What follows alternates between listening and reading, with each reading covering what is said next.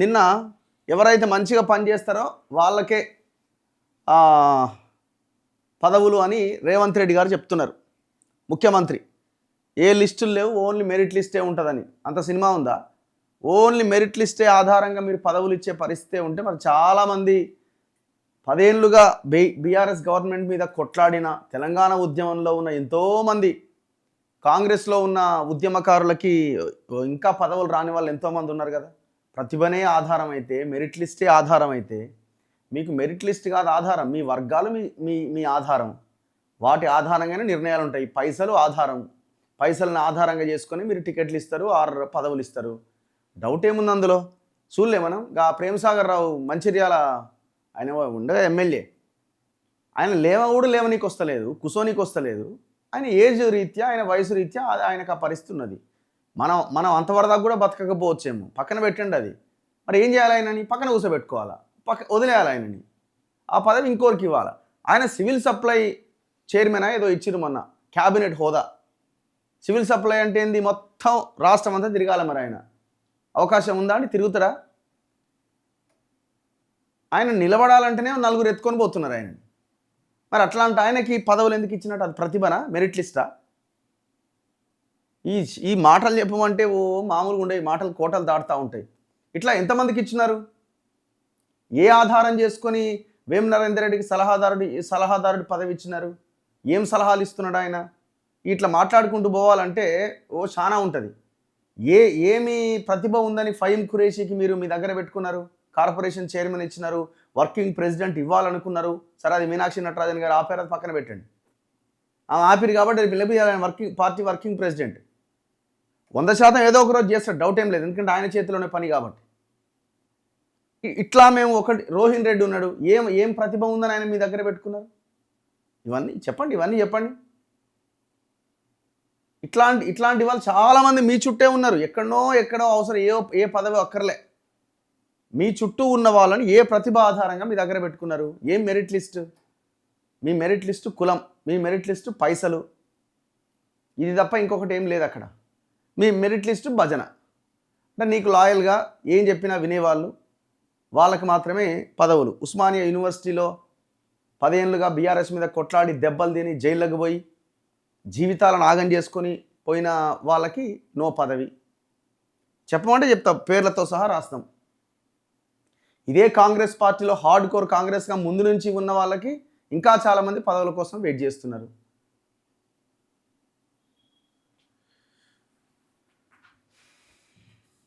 ఇగో ఆంధ్రజ్యోతి పేపర్తో స్టార్ట్ చేద్దాం. ప్రతిభే ప్రామాణికం అట. ప్రతిభనే ప్రామాణికం. కాంగ్రెస్లో ఏ లిస్టులు ఉండవు, ఉండేది ఒక్క మెరిట్ లిస్టే. వారసత్వం కాదు, కష్టపడే వారికే పదవులు. అబ్బా, వారసత్వ పదవుల్లో ఫస్ట్ ప్లేస్లో ఉన్నది ఈ దేశంలో అంటే మీ పార్టీనే కదా. ఇప్పుడు వారసత్వ పదవులు ఇవ్వలేదా ఎవరికి? గుత్తా సుఖేందర్ రెడ్డి కొడుకు మళ్ళీ మదర్ డైరీ బోర్డు చైర్మన్ ఇస్తుంది. ఆయన ఆల్రెడీ ఎమ్మెల్సీ చైర్మన్, ఆయన కొడుక్కి పదవి ఇస్తుంది. ఇట్లా చెప్పుకుంటూ పోతే చాలామంది లిస్ట్ ఉన్నది. గాంధీల కుటుంబంపై బీజేపీ కుట్రలు తిప్పికొట్టాలి. ప్రాణత్యాగాలు చేసిన గాంధీలకు డబ్బు అవసరమా? అసెంబ్లీ ఎన్నికల్లో ప్రత్యర్థి పార్టీకి మనకు ఓట్లలో 2% తేడా. మున్సిపల్స్లో 12% పెరిగింది. అసెంబ్లీ ఎన్నికల్లో ప్రత్యర్థి పార్టీకి మనకు అంటే బీఆర్ఎస్కి మనకు మధ్య 2% తేడా ఉంటే, ఈ మున్సిపల్ ఎన్నికల్లో ఓట్ల శాతం 12% పెరిగింది అంటున్నారు. అంటే మీరు బాగా పనిచేసారు కాబట్టి, మీ ప్రతిభని చూసి, మీరు చేసిన పనిని చూసి ప్రజలు అంతమంది ఓట్లు వేసారంటారా? మరి ఇప్పుడు ఈ లెక్కన చూస్తే బీఆర్ఎస్ అధికారంలో ఉన్నప్పుడు ఆనాడు జరిగిన సర్పంచ్ ఎలక్షన్స్లో, మున్సిపల్ ఎలక్షన్స్లో వాళ్ళకు కూడా ఇట్లాంటి రిజల్టే ఉంది. ఇంతకంటే మంచి రిజల్ట్ వచ్చింది మన వాళ్ళకి. మరి అట్లా అని చెప్పి వాళ్ళ ప్రతిభను చూసి వాళ్ళకి ఓట్లు వేసిరా? తర్వాత జరిగిన ఎలక్షన్స్లో ఓడిపోయారు కదా. చెప్పండి. ఇది ఇప్పుడు మునుగోడు ఎలక్షన్ ఉంది. మునుగోడు ఎలక్షన్లో బీఆర్ఎస్ గెలిచింది. జస్ట్ 1.5 year ముందే కదా ఎలక్షన్స్కి. మరి అప్పుడు కాంగ్రెస్ పరిస్థితి ఏంది? మీరు చెప్తున్న లెక్కనే మాట్లాడుతుంది. అప్పుడు కాంగ్రెస్ పరిస్థితి ఏంది? మునుగోడులో థర్డ్ పొజిషన్ కదా. హుజూరాబాద్ ఉంది, మీ పరిస్థితి ఏంది? 3rd పొజిషన్ కదా, 3000 ఓట్లు వచ్చినాయి. ఏ ఎలక్షన్ అయినా తీసుకుందాం అట్లా. అసలు మీరు కనీసం సోయిలో కూడా లేరు. మరి మీరు అధికారంలోకి వచ్చినారు కదా, ఎట్లా పాసిబుల్ అయింది? ఈ మాట్లాడాలంటే ఏదైనా మాట్లాడవచ్చు సార్, ఏదైనా మాట్లాడవచ్చు, ఇటు అటు చేయొచ్చు, అటు ఇటు చేయొచ్చు. ఇప్పుడు అక్కడ కనీసం 15 నిమిషాలన్నా మాట్లాడాలి కాబట్టి మనకు అవకాశం ఇచ్చారు కాబట్టి దంచాలి స్పీచ్గా. కొంచెం ఏమన్నా రియాలిటీకి వచ్చి గ్రౌండ్ రియాలిటీకి వచ్చి మాట్లాడండి.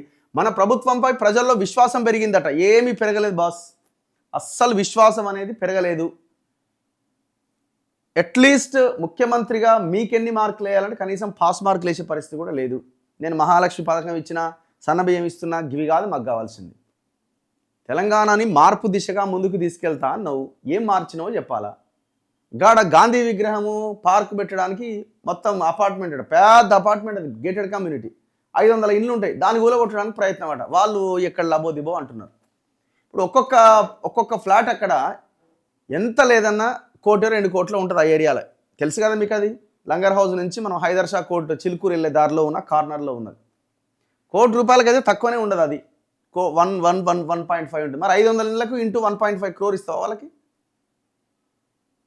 అంత మంచి ప్లేస్లో మళ్ళీ కట్టుకోవడానికి అవకాశం కల్పిస్తావా? అట్లా ఇవ్వాలంటే దాదాపు వాళ్ళకి 1000 కోట్లు కావాలి, ఓన్లీ అది కూలగొట్టినందుకే. ఆడబోయి అది కూలగొడుతున్నావు. అదేమన్నా మంచి పనా? అంత నీడున్న పని ఇవాళ. ఆంధ్రప్రదేశ్లో కూడా కాంగ్రెస్ జెండా ఎగరాలి. తెలుగు రాష్ట్రాల డీసీసీ అధ్యక్షుల శిక్షణా తరగతుల్లో ముఖ్యమంత్రి రేవంత్ రెడ్డి. కాంగ్రెస్ తెచ్చిన స్వాతంత్రాన్ని, రాజ్యాంగాన్ని ఉపయోగించుకొని పుట్టిన పార్టీలు కాంగ్రెస్ ముక్త భారత్ అనడం విచారకరం. మహాత్మా గాంధీ, ఇందిరాగాంధీ, రాజీవ్ గాంధీ దేశం కోసం ప్రాణాలు ఇచ్చారు. 3 తరాలు ప్రాణత్యాగం చేసిన గాంధీ నెహ్రూ కుటుంబానికి డబ్బులు అవసరమా? ఆ కుటుంబంపై బీజేపీ కుట్రలు చేస్తోంది. సోనియా గాంధీ, రాహుల్ గాంధీలపై తప్పుడు కేసులు పెట్టి అవమానిస్తోంది. డీసీసీ అధ్యక్ష పదవి అధికారం కాదని, అదొక బాధ్యత అని ముఖ్యమంత్రి రేవంత్ రెడ్డి స్పష్టం చేశారు. తమకు ఒక పదవి రాగానే గాంధీ భవన్ చుట్టూ, నాయకుల చుట్టూ తిరిగితే మరిన్ని పదవులు వస్తాయని చాలామంది భావిస్తున్నారు. నాయకుల ఇండ్ల దగ్గర పడిగాపులు కాసేవారికి కాకుండా జిల్లాలో పార్టీని బలోపేతం చేసేవారికే ప్రాధాన్యం ఇస్తాం. కాంగ్రెస్ పార్టీలో ఏ నాయకుడి దగ్గర ప్రత్యేక లిస్టులు ఉండవు, కేవలం మెరిట్ లిస్టు మాత్రమే ప్రామాణికమని ముఖ్యమంత్రి తేల్చి చెప్పారు. పార్టీ కోసం నిబద్ధతతో పనిచేసేవారిని నిరంతరం పర్యవేక్షిస్తున్నాం. కష్టపడే వారికి ఖచ్చితంగా న్యాయం జరుగుతుందని భరోసా ఇచ్చారు. వికారాబాద్ జిల్లా అనంతగిరిలో జరుగుతున్న 2 తెలుగు రాష్ట్రాల జిల్లా కాంగ్రెస్ కమిటీ అధ్యక్షుల శిక్షణా తరగతుల కార్యక్రమంలో శనివారం ఆయన మాట్లాడారు. పైరవీలకు దూరంగా ఉన్నప్పుడే నాయకులకు గౌరవం పెరుగుతుంది. ప్రజా సమస్యల పరిష్కారమే పరమావధిగా పనిచేయాలని సూచించారు. డీసీసీ అధ్యక్షులుగా బాగా పనిచేసిన వారికి ఎమ్మెల్యేలుగా అవకాశం ఇచ్చామని గుర్తు చేశారు. అనుబంధ విభాగాల్లో కష్టపడిన వారికి కార్పొరేషన్ పదవులు కట్టబెట్టాం. కాంగ్రెస్లో మెరిట్ కోటా తప్ప ఏ కోటా ఉండదు. డీసీసీ అధ్యక్ష పదవిని దుర్వినియోగం చేసి పార్టీ విశ్వాసాన్ని దెబ్బతీయొద్దని నేతలను హెచ్చరించారు. డీసీసీ నుంచి పీసీసీ అధ్యక్షులు కావచ్చని, ఎమ్మెల్యే, ఎంపీ, ముఖ్యమంత్రి కావచ్చని గుర్తు చేశారు. తాను ఏనాడు పదవుల కోసం పైరవీల జోలికి పోలేదని చెప్పారు. 16 ఏళ్లలో జెడ్పీటీసీ నుంచి ముఖ్యమంత్రిగా ఎదిగాను. మీరే అన్నారు కదా, తొక్కుకుంటూ వచ్చినా అని. తొక్కుకుంటూ కింది నుంచి వచ్చినా అన్నది మీరే కదా. ఇప్పుడు అందరూ అడుగుతారండి. మీరైనా పదవులు అడిగిన వాళ్ళే. పీసీసీ అధ్యక్ష పదవి కావడం కోసం మీరు వీళ్ళని రిక్వెస్ట్ చేసుకొని ఆ పదవిలోకి వచ్చిన వాళ్ళే. మిమ్మల్ని నమ్మినారు, మీకు పదవి ఇచ్చినారు. ముఖ్యమంత్రి పదవి కూడా అందులో భాగమే. అందరు అడుగుతారు. మేమనేది ఏంటంటే, మీరు అంటున్నారు మెరిట్ లిస్ట్ అని, కానీ మెరిట్ లిస్ట్ ఎక్కడ పనిచేస్తున్నది? నిఖార్సైన హార్డ్ కోర్ కాంగ్రెస్ కార్యకర్తలు, కాంగ్రెస్ నాయకులు, వాళ్ళకి పదవులు వస్తున్నాయా? మొన్న జరిగిన సర్పంచ్ ఎలక్షన్స్లో కానీ, మున్సిపల్ ఎలక్షన్స్లో కానీ హార్డ్ కోర్ కాంగ్రెస్ వాళ్ళకి వచ్చినాయా? అవతల పార్టీ నుంచి, ఇతర పార్టీ నుంచి వచ్చిన వాళ్ళకి వచ్చినాయా? సో ఇట్లా ఆయన మాట్లాడుతున్నాడు. ప్రతిభనే ప్రామాణికం అంటున్నాడు. ఇవన్నీ కేవలం మాటలకు మాత్రమే పరిమితమని మనం చెప్తున్నాం. సో మీ అభిప్రాయం ఏంటో మీరు కూడా చెప్పే ప్రయత్నం చేయండి. నాట్ ఓన్లీ కాంగ్రెస్, ప్రతి పార్టీలో ఇప్పుడున్న సిచ్యువేషన్ అదే. భారతీయ జనతా పార్టీలో అదే. వాళ్ళదైతే ఇంకా ఘోరం. ఆర్ఎస్ఎస్ కట్టర్ కార్యకర్తల గొంతు కోసిరు. 25 ఏళ్ళుగా పనిచేసిన కరీంనగర్లో బేతి మహేందర్ రెడ్డి పరిస్థితి ఏంది? ఆయన ₹1 పంచకుండా 867 ఓట్లు సాధించిండు. మామూలు విషయం అది. ₹1 పంచకుండా బండి సంజయ్కి ఎదురుగా నిలబడి ₹1 పంచకుండా 867 ఓట్లు సాధించి ఒక 160 ఓట్లతో ఓడిపోయింది. 160-200 ఓట్లతో ఓడిపోయింది. అవతల వ్యక్తి ₹5,000 బియ్యం బస్తా అన్ని పంచినా అవు గది పరిస్థితి. మరి అదే బీజేపీ నుంచి టికెట్ ఇచ్చుంటే 1000 ఓట్లతో గెలిచినోడు కదా. ఎందుకు ఇవ్వలే? గొంతు కోసిరు. కష్టం లేదు ఇక్కడ, పనితీరు లేదు ఇక్కడ, ప్రతిభ లేదు ఇక్కడ. అన్ని పార్టీలు అట్లే ఉంది. బీఆర్ఎస్లో కూడా అంతే. ఇక్కడ ఇంకా విషయం చెప్పాలంటే మొన్న చాలా జరిగింది. ఇప్పుడు కరీంనగర్లో కూడా పాపం ఆయన అమాయకుడు శ్రీనివాస్ అని ఆయనని మేయర్ని చేసిరు. అమాయకుడు పాపం, మంచి వ్యక్తి అట. కానీ దాని కింద డిప్యూటీ చైర్మన్ ఎవరిని చేసినారు? ఒక పెద్ద భూబకాసురుని, లేకపోతే అక్కడ ఉన్నటువంటి మొత్తం వ్యవస్థనంతా చిన్నాభిన్నం చేసిన వ్యక్తిని, సునీల్ రావు అనే వ్యక్తిని ఆడ వైస్ చైర్మన్ చేసినారు. తట్టుకోగలుగుతాడా శ్రీనివాసు? అంటే ఏంటంటే ఆ అమాయకుడిని చైర్మన్ చేసి వీళ్ళు అనుకున్న వాళ్ళని వైస్ చైర్మన్ చేస్తే దొంగ చేతికి తాళాలు ఇచ్చినట్టు అవుతుంది. రేపు పొద్దున ఇప్పుడు వచ్చేటువంటి నిధులన్నీ మింగాలి కదా అందరూ కలిసి. సో అమాయకుడు ఏడవ సంతకం పెట్టమంటే ఆడ పెడతారు. పాపం గట్టిగా ప్రశ్నించడం, ఇండిపెండెంట్గా నిర్ణయాలు తీసుకొని పెట్టమనండి, పెట్టరు. Same as it is Mahabubnagar జిల్లాలో కూడా అదే జరిగింది. మహబూబ్ నగర్ కార్పొరేషన్కి జరిగిన ఎలక్షన్స్లో కూడా చాలా దారుణాలు జరిగినాయి. సో అక్కడ ఇప్పుడు ఎవరైతే మేయర్గా ఎన్నిక కాబడ్డారో అక్కడ ఉన్న ఎమ్మెల్యే ఎన్ఎం శ్రీనివాసరెడ్డి గారు మేయర్ చేసిర్రో, మమతా గారని ఆమెని మేయర్ చేయడం జరిగింది. అసలు ఆమె పేరు లిస్టులో లేదు. పిసిసి అధ్యక్షుడి లిస్టులో కానీ లేకపోతే అసలు లిస్టులో లేదు. ఆమె Mudiraj community. Mudiraj community major community మహబూబ్ నగర్లో ఆమెను చేయడం చాలా సంతోషం, బాగానే ఉన్నది. కానీ అసలు ఈక్వేషన్ ఎందుకు ఆమెకి మేయర్ పదవి ఇవ్వడానికి దారి తీసింది? కారణం ఏంటి అంటే అక్కడ కూడా డిప్యూటీ మేయర్ని ఎవరిని చేసినారు? సురేందర్ రెడ్డి అని ఒక అక్కడ మొత్తం వ్యవహారాలు చక్కబెట్టే ఎన్ఎం శ్రీనివాసరెడ్డి వ్యవహారాలు, లేకపోతే మొత్తం అక్కడ కరప్షన్కి సంబంధించిన వ్యవహారాలు చక్కబెట్టి ఒక రెడ్డి గారికి ఇచ్చారు. అక్కడ యాక్చువల్గా ఆయన్ని మేయర్ చేయాలన్నది ఉన్నది. కానీ అక్కడ మళ్ళీ ఆయనకు మేయర్ చేసిన ఎమ్మెల్యే రెడ్డి, మీరు రెడ్డి అనేది పెద్ద ఇది అవుతుంది. సో ఒక అమాయకురాలని మేయర్గా చేసి ఈయనకు ఇచ్చినాం అనుకో, దొంగ చేతికి తాళాలు ఇచ్చినట్టు అవుతుంది. ఎంత భయంకరమైన కుట్ర చెప్పండి. యాక్చువల్గా ఆమెకి రావాల్సిన పదవేనా అది? ఆమెకి రావాల్సిన పదవేనా? అక్కడ ఆనంద్ గౌడ్ అని ఇంకొక కౌన్సిలర్ ఉన్నాడు. ఆయన భార్య ప్రసన్న గెలిచింది అక్కడ. లేడీ రిజర్వేషన్ బీసీ మహిళకు వచ్చింది అక్కడ. అయితే ఆనంద్ గౌడ్ ఫ్యామిలీకి, ఆనంద్ గౌడ్ ప్రసన్న కనుక ఆయనను మేయర్ చేస్తే అసలు మొత్తం వ్యవహారం అంతా ఆయనను మేయర్ చేయాలన్నదే కాంగ్రెస్ పార్టీ అధ్యక్షుడు మహేష్ గౌడ్ చెప్పింది. ఇంకా కాంగ్రెస్ పార్టీ డిసైడ్ చేసింది. చివరికి అక్కడ ఉన్న డీసీసీ అధ్యక్షుడు ఎలక్షన్ సమయంలో విప్ జారీ చేసిండు. ఏమని? ఆనంద్ గౌడ్, ప్రసన్న కానీ మమతా కానీ ఎవరికైతే మీరు మెజారిటీ చేయలేపుతారో వాళ్ళకి మీరు ఓటేయండి అని కాంగ్రెస్ వాళ్ళందరికీ ఆయన విప్ జారీ చేసిండు. అండ్ ఇంకొకటి, ఆ వైస్ మేయర్ ఎవరైతే, ఉప మేయర్ ఎవరైతే ఉన్నారో, డిప్యూటీ మేయర్ సురేందర్ రెడ్డి పేరు అసలు లేనేలేదు ఆ విప్ జారీ చేసిన దాంట్లో. ఉమర్ అని మాజీ జిల్లా అధ్యక్షుడు, డీసీసీ అధ్యక్షుడు కొత్వాల్ వాళ్ళ కొడుకు ఉమర్ పేరు అందులో ఉన్నది. ఆయనని పక్కన పెట్టి, ఒక మైనార్టీని పక్కన పెట్టి ఇప్పుడు రెడ్డి గారిని తెచ్చి ఆడబెట్టి, అంటే ఎంత భయంకరమైన కుట్రలు చేస్తారు చూడండి. సో ఇప్పుడు ఆడ సురేందర్ రెడ్డి డిప్యూటీ మేయరు, మమత మేయర్ అయింది. ఇప్పుడు గొడవ ఏం నడుస్తున్నది? బీసీల మధ్య గొడవ పెట్టిరాడ. ఎంత అన్యాయం, ఎంత దుర్మార్గం. ముదిరాజులు గౌడ్ల మధ్య గొడవలు పెట్టి కూర్చున్నారు సింపుల్గా. ఇప్పుడు ముదిరాజు కమ్యూనిటీకి సంబంధించిన వాళ్ళు ప్రెస్ మీట్లు పెట్టి, అగో మా ముదిరాజు బిడ్డ మేయర్ అయితే మీరు తట్టుకోలేకపోతున్నారని వాళ్ళు పాపం గొడవ చేస్తున్నారు. వాళ్ళు అర్థం చేసుకోవాల్సింది ఏంటంటే మన వర్గాల మధ్య గొడవలు పెట్టి వాళ్ళు చలిగాచుకుంటున్నారన్నది మనం అర్థం చేసుకోవాలి. గౌడ్లకి ముదిరాజులకి మధ్య గొడవ పెట్టిన మహబూబ్ నగర్లో ఆనంద్ గౌడ్ అన్నట్టు ఆయన అక్కడ ఎమ్మెల్యేని గెలిపించిన దాంట్లో కీలక పాత్ర, ఎమ్మెల్యేకి సహాయం చేసిన దాంట్లో కీలక పాత్ర. ఈ ఆనంద్ గౌడ్ని పక్కన పెట్టినారు. తెలివిగా అమాయకురాలైనటువంటి మమతని ముందు పెట్టినారు, ముదిరాజు కమ్యూనిటీ పేరు చెప్పి. కానీ తెర వెనకాల డిప్యూటీ మేయర్ని ఎవరు చేసినారు? సుదర్శన్ అనే పేరుని సురేందర్ రెడ్డిని చేసినారు. ఈయన మీద చాలా తీవ్రమైన అలిగేషన్స్ ఉన్నాయి, చాలా తీవ్రమైన ఆరోపణలు ఉన్నాయి మహబూబ్ నగర్లో. ఇప్పుడు ఆ సురేందర్ రెడ్డితో మొత్తం వ్యవహారం అంతా నడిపిస్తారు. 1200 కోట్ల నిధులు అక్కడికి రాబోతున్నాయి, డ్రైనేజ్ కానీ పైప్ లైన్ కానీ ఇవన్నిటికి సంబంధించి. ఇది నేనంటలేను, లోకల్గా జరుగుతున్న చర్చనే.